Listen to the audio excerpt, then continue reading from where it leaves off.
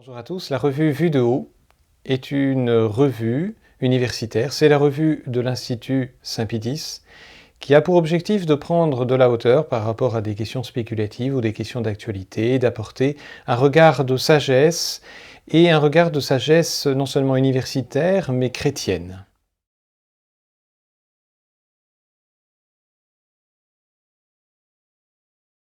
Parce que malheureusement, la guerre aujourd'hui est aux portes de l'Europe, pour ne pas dire à l'intérieur même de l'Europe, et la menace de celle-ci s'approche tant au plan géographique qu'au plan chronologique.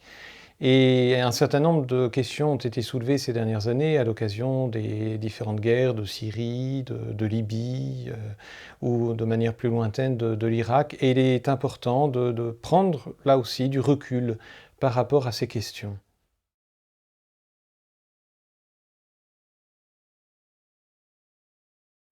Selon notre manière de traiter les sujets, la guerre est vue de manière pluridisciplinaire, c'est-à-dire selon différentes matières, l'histoire, la littérature, la philosophie, la théologie, également l'histoire de l'art.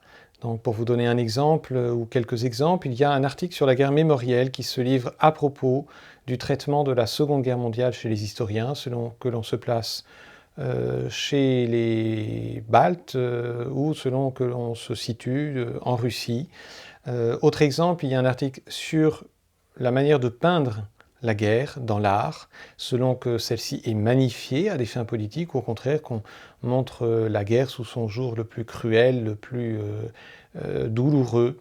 Il y a également un article sur l'évolution du droit en fonction de l'évolution de la morale. Pour un public chrétien, c'est intéressant de voir cette transition juridique.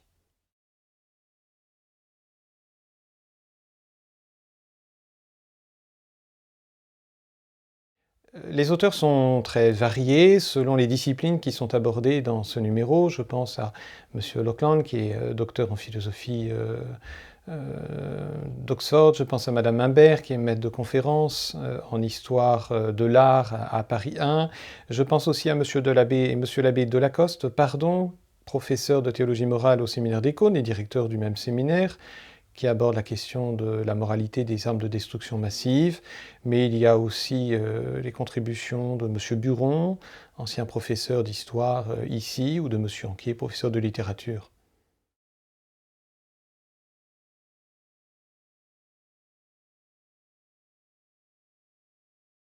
Je dirais prioritairement aux militaires qui veulent avoir une réflexion plus poussée dans le domaine de l'éthique, même si dans leur formation il y a cette réflexion éthique, comme me le soulignait un général qui a lu récemment ce volume. Il m'écrivait: tout officier et, si l'on se prête à rêver, tout personnage aspirant aux affaires politiques devrait détenir et étudier cet ouvrage.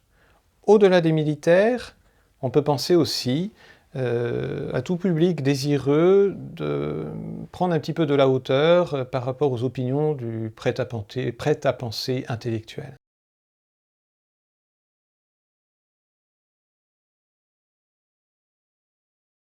Vous pouvez le trouver sur le site de l'Institut universitaire Saint-Pédis. Vous pouvez également le commander à votre libraire. Quel est le tarif? 10 € pour 250 pages, c'est une somme très modique à laquelle il faut évidemment ajouter les frais de port.